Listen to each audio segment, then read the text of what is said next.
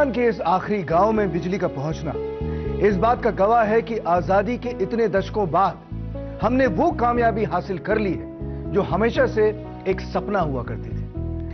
दोस्तों, मैं अमन यतन वर्मा वैसे तो इतने सालों से इस फिल्म और टेलीविजन जगत का एक हिस्सा हूं, पर जब भी मैं इस तरीके की उपलब्धियों से रूबरू होता हूं, मुझे अपने देश पर और भी अधिक फक्र होने लगता है। जी हां, मुझे मौका मिला है हिंदुस्तान के एक ऐसे न्यूक्लियर पावर स्टेशन में जाने का जहां इतिहास अपने आप में बहुत कुछ समेटे हुए है। मेरे लिए भी ये काफी रोमांचक होगा जब मैं शूरवीरों और रणबांकुरों की कर्मभूमि राजस्थान के रावतभाटा स्थित राजस्थान एटॉमिक पावर स्टेशन को करीब से देखूंगा। मेरे अंदर भी इसके बारे में जानने की लालसा और अधिक बढ़ गई है। आइए आप भी मेरे साथ हमसफर बनकर इस यात्रा का अनुभव उठाइए। केसरिया बालमा आवो जी पधारो मारे देश, पधारो मारे देश, देश रे पधारो मारे देश। हो केसरिया केसरिया बालमा पधारो मारे देश, देश रे पधारो मारे देश।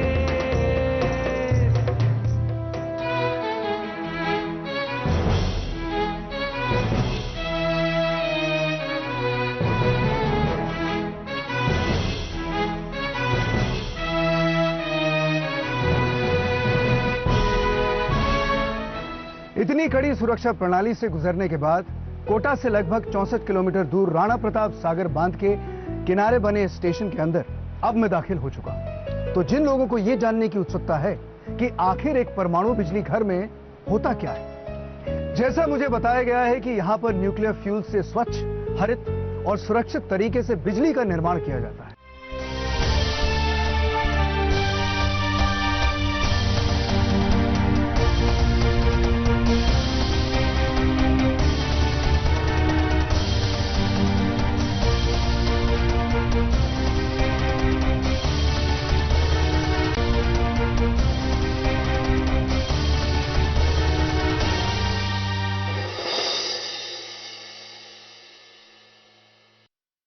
राजस्थान परमाणु बिजली घर की पहली इकाई परमाणु ऊर्जा विभाग के स्वामित्व में है। इस स्थल की ऐतिहासिक महत्ता इस बात से भी है कि 16 दिसंबर 1973 को कनाडा के सहयोग से बनाए गए राजस्थान एटॉमिक पावर स्टेशन की पहली इकाई का व्यावसायिक परिचालन यहीं से शुरू हुआ है। यूं कहें कि देश में पहले प्रेशराइज्ड हेवी वाटर रिएक्टर यानी PHWR की शुरुआत रैप्स 1 और 2 के रूप में राजस्थान के रावतभाटा से हुई थी।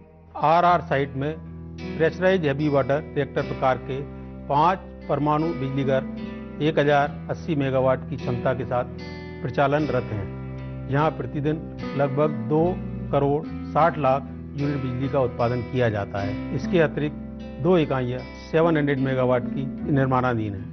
इस कालजयी उपलब्धि से एक ऐसे नए युग का सूत्रपात हुआ जो भारत के परमाणु ऊर्जा कार्यक्रम को नई बुलंदियों तक पहुंचाने में अपनी महत्वपूर्ण भूमिका निभाने जा रहा है। फर्स्ट स्टेज प्रोग्राम के तहत प्रेशराइज्ड हेवी वाटर रिएक्टर्स की पहली एवं दूसरी इकाई का निर्माण राजस्थान रावतभाटा स्थल से ही शुरू हुआ। तो आप ये भी कह सकते हैं कि रावतभाटा राजस्थान स्थल PHWR का अग्रदूत रहा है। लेकिन कुछ ही समय बाद पोखरण परीक्षण के पश्चात भारत के परमाणु कार्यक्रम पर अंतर्राष्ट्रीय स्तर पर प्रतिबंध लगा दिया गया, जिसके परिणाम स्वरूप राजस्थान एटॉमिक पावर स्टेशन की दूसरी इकाई का काम स्थगित हो गया।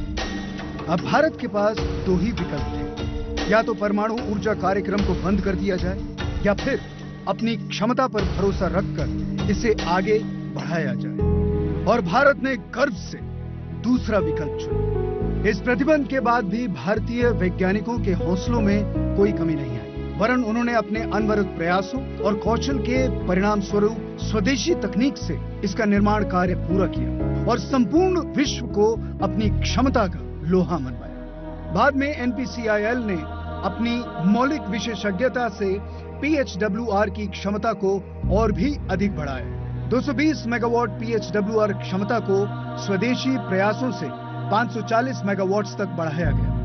इस डिजाइन की सफलता से प्रेरित होकर इसे एक कदम और आगे बढ़कर एनपीसीआईएल ने 700 मेगावाट्स रिएक्टर डिजाइन को भी विकसित कर लिया। वर्तमान में इसी डिजाइन पर आधारित 6 रिएक्टर्स, 2 रावतभाटा राजस्थान में, 2 गुजरात स्थित काकरापार में और 2 गोरखपुर हरियाणा में निर्माणाधीन हैं। वर्तमान में भारत में 22 न्यूक्लियर पावर प्लांट्स 6780 मेगावाट की संस्थापित क्षमता अर्थात इंस्टॉल्ड कैपेसिटी के साथ प्रचालनरत है। दरअसल भारत का न्यूक्लियर पावर प्रोग्राम 3 स्टेज प्रक्रिया पर आधारित है, जो भारत में परमाणु ऊर्जा कार्यक्रम के जनक डॉक्टर होमी जहांगीर भाभा का विजन था। इस प्रोग्राम के अंतर्गत PHWR आधारित फर्स्ट स्टेज में नेचुरल यूरेनियम का इस्तेमाल किया जाता है। फर्स्ट स्टेज में स्पेंट फ्यूल को रिप्रोसेस करके उससे प्लूटोनियम 239 निकाल लिया जाता है, जो सेकंड स्टेज में फास्ट ब्रीडर रिएक्टर में फ्यूल के रूप में थोरियम के आवरण के साथ इस्तेमाल होगा और जिससे यूरेनियम 233 का उत्पादन होगा और इसी फ्यूल को थोरियम के साथ मिलाकर थर्ड स्टेज के रिएक्टर में उपयोग किया जाएगा। तो वास्तव में न्यूक्लियर पावर प्लांट में स्पेंट फ्यूल वेस्ट नहीं होता है, बल्कि उसे रिप्रोसेस करके अगले चरण में इस्तेमाल किया जाता है।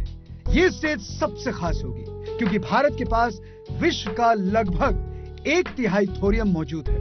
जब हम इस स्टेज पर पहुंचेंगे तो दीर्घकालिक समय तक बिजली का बड़े पैमाने पर उत्पादन किया जाएगा और लोगों को सैकड़ों सालों तक बिजली मिलती रहेगी। देश की दीर्घकालिक ऊर्जा आवश्यकताओं की तथा आकांक्षाओं की पूर्ति की योजनाओं में सौर ऊर्जा तथा पवन ऊर्जा जैसे अक्षय ऊर्जा साधनों के अतिरिक्त नाभिकीय ऊर्जा की भी एक बेहद महत्वपूर्ण भूमिका है। थोरियम के रूप में भारत के पास एक ऐसा संसाधन प्रचुर मात्रा में उपलब्ध है जिसकी ऊर्जा संभावनाएं अपार हैं। मेरे ठीक पीछे ये जो आप डोम के आकार की संरचना देख रहे हैं, वास्तव में यही वो स्थान है जहां से बिजली बनने की प्रक्रिया शुरू होती है। इससे पहले कि हम इसके अंदर जाएं, हमारे लिए ये जान लेना बेहद जरूरी है कि आखिर बिजली बनती कैसे है।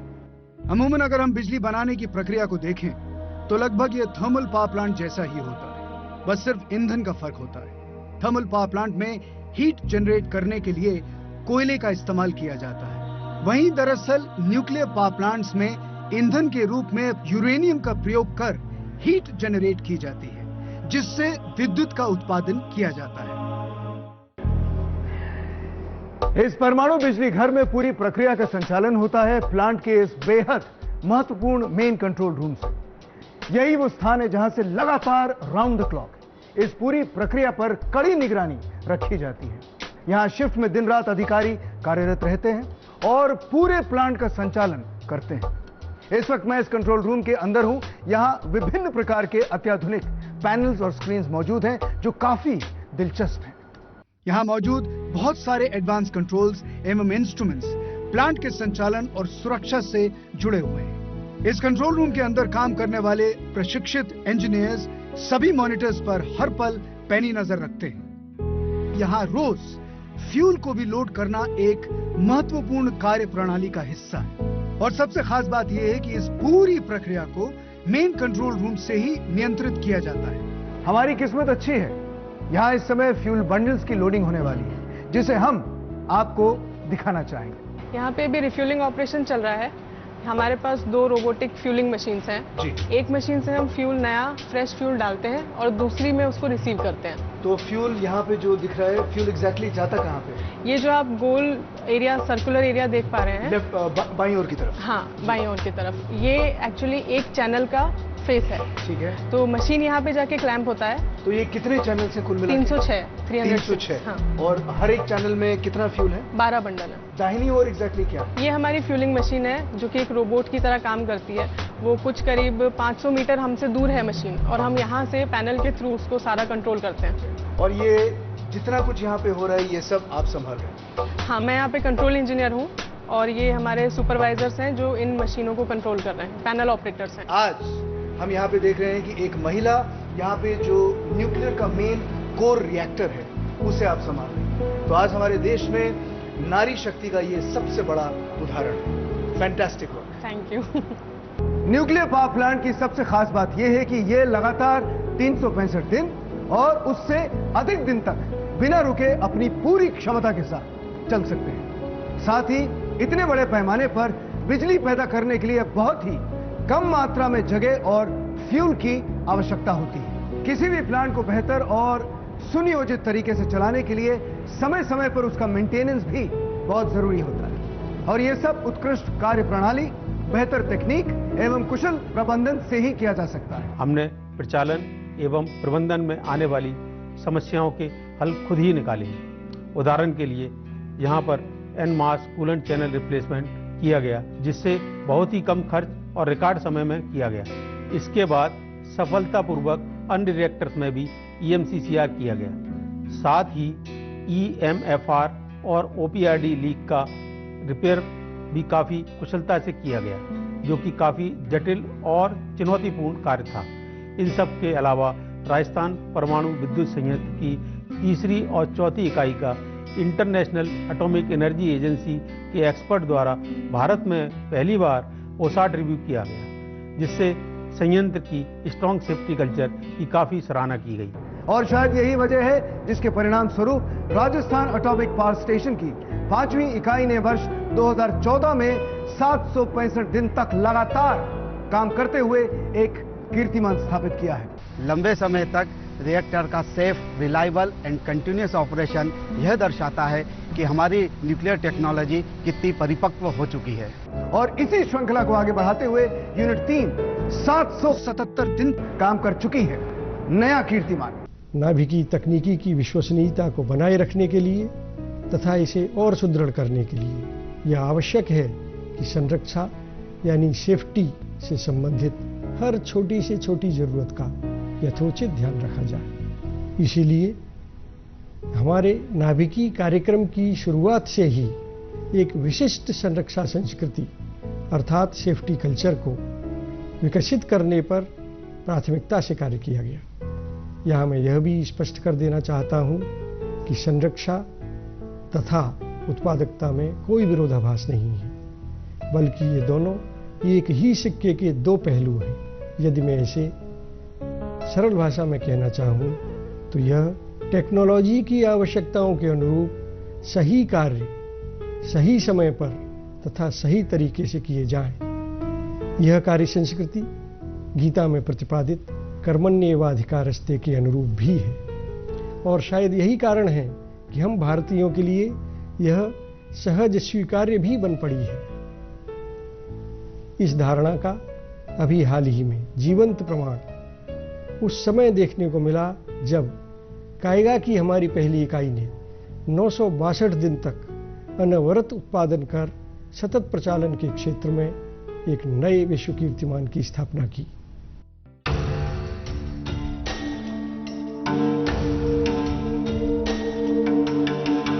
मेरे लिए ये एक अद्भुत नजारा है। मैंने इसकी कल्पना भी नहीं की।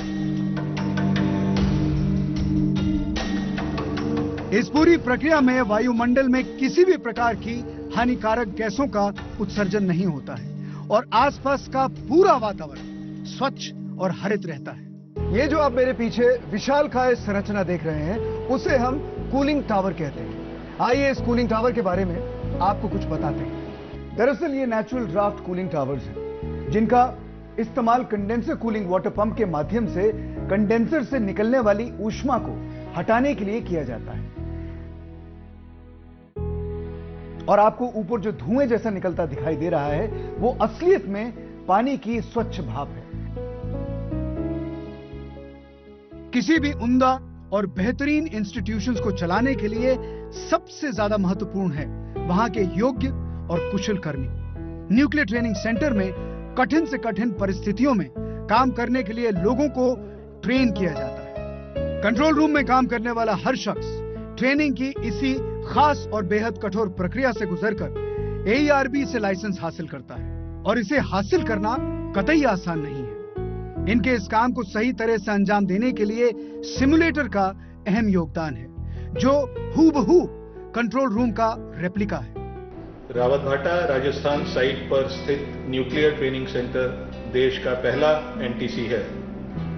यहाँ इंजीनियर्स को रिक्रूटमेंट के बाद 1 साल की गहन ट्रेनिंग दी जाती है, जिसमें कि हर वीक उनको एक एग्जाम पास करना पड़ता है। तत्पश्चात 2 साल के लिए उनको रिएक्टर और टरबाइन सिस्टम्स में प्लांट में काम करना होता है और उसके बाद 10 एग्जाम क्लियर करके AERB का इंटरव्यू पास करके उनको प्लांट ऑपरेशन के लिए लाइसेंस दिया जाता है। जैसे कि आप देख सकते हैं कि इस समय unit number 7 that is under construction. अगर आप RAPP 7-8 के सेफ्टी फीचर्स की बात करें तो ये काफ़ी एडवांस है। इसमें सभी लेटेस्ट टेक्नोलॉजीज को इनकॉर्पोरेट किया गया है। ये सभी safety features defence in depth को और भी आगे ले जाते हैं। भविष्य में दोनों यूनिट्स के चलने के पश्चात 1400 मेगावाट का अतिरिक्त बिजली का उत्पादन होने लग जाएगा। आखिर इतना सब कुछ सहज और सुरक्षित तरीके से ऑपरेट होने के बावजूद रेडिएशन से जुड़ी तमाम बारीकियों के बारे में अभी भी लोगों के मन में बहुत सी आशंकाएं व्याप्त हैं, जिन्हें दूर करना बेहद जरूरी हो जाता है। और इसलिए हम आए हैं इस एनवायरमेंटल सर्वे लेबोरेटरी में, जो भारत सरकार द्वारा स्थापित एक ऐसी संस्था है जो लगातार न्यूक्लियर पावर प्लांट्स के आसपास पाई जाने वाली प्रत्येक वस्तुओं जैसी सब्जियों, मीट, मछलियों, अनाज इत्यादि के साथ साथ मिट्टी, पानी और हवा का भी नमूना इकट्ठा करती है और ये न्यूक्लियर पावर प्लांट्स के परिचालन से वातावरण में पड़ने वाले रेडियोलॉजिकल इफेक्ट्स को मॉनिटर करती है। पर्यावरण सर्वेक्षण प्रयोगशाला रावतभाटा भाभा परमाणु अनुसंधान केंद्र की एक स्वतंत्र इकाई है, जो रावतभाटा परमाणु बिजली घर के आसपास के 30 किलोमीटर के दायरे में पर्यावरण सर्वेक्षण का कार्य करती है। वर्ष भर में हम लगभग 2500 से 3000 सैंपल्स इकट्ठे करते हैं, जो कि एटमॉस्फेरिक, एक्वेटिक और टेरेस्ट्रियल सैंपल्स होते हैं। इन सैंपल्स को हम लैब में ला करके इसमें डिटेल रेडियोएक्टिविटी की जांच करते हैं और उन जांचों के आधार पर हमें पर्यावरण पर पड़ने वाले प्रभावों का आकलन करते हैं।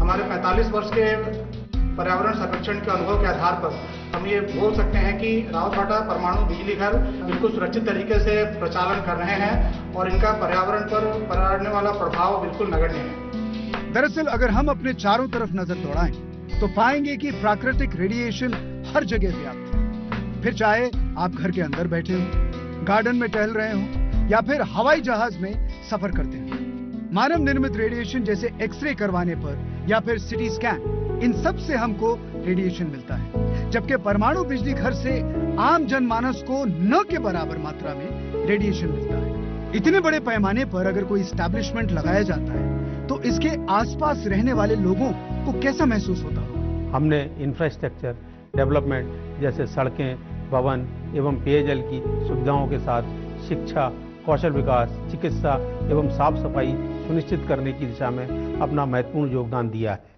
अपने प्लांट वाला ने माँ का बढ़िया काम कराया।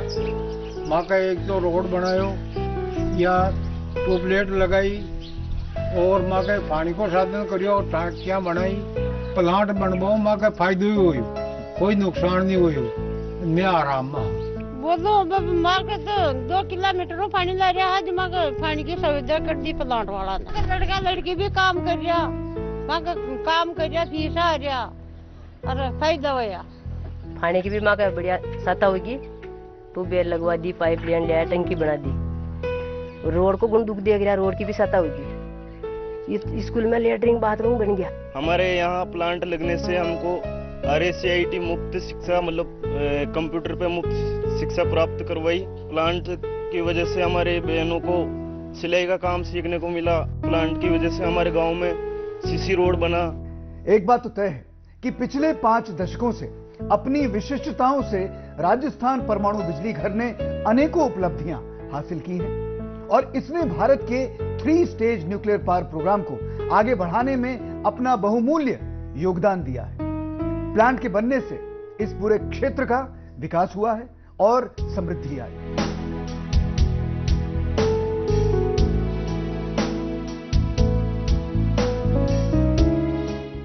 परमाणु बिजली घरों के सुरक्षित तथा विश्वसनीय प्रचालन के क्षेत्र में परमाणु ऊर्जा विभाग तथा NPCIL के कार्य के मद्देनजर, प्रदर्शन के मद्देनजर तथा हमारी क्षमताओं में विश्वास के रूप में भारत सरकार ने 12 नए रिएक्टरों की स्थापना को एक साथ ही स्वीकृति प्रदान की है और इन्हें मिलाकर आज हम 15,200 मेगावाट क्षमता के 20 नए रिएक्टरों की स्थापना के अभूतपूर्व अभियान में जुटे हुए हैं। निस्संदेह यह कार्य चुनौतीपूर्ण है, परंतु परमाणु ऊर्जा विभाग में विद्यमान क्षमताओं के आधार पर मैं आश्वस्त हूं कि इसे निर्धारित समय में पूर्ण कर लिया जाएगा। साथ ही मुझे विश्वास है कि यही सब कुछ नहीं है, सितारों के आगे जहां और भी है। यहां आसपास आप देखिए, न्यूक्लियर पावर प्लांट की बाहर की हरियाली, पंछियों की चहचहाट और मंत्रमुग्ध कर देने वाली स्वच्छ और हरित वातावरण। यह इस बात का सबूत है कि न्यूक्लियर पावर प्लांट में जो बिजली बनती है वो कितनी हरित है, कितनी स्वच्छ है और कितनी सुरक्षित है। Absolutely safe. अगर आप इसे देखना चाहते हैं तो आप सब लोगों का हमारे न्यूक्लियर पावर प्लांट में स्वागत है। आप यहां पे आइए, इसे करीब से देखिए और गर्व महसूस कीजिए और देश की तरक्की यानी कि हमारे भारत की तरक्की का हिस्सा बनिए।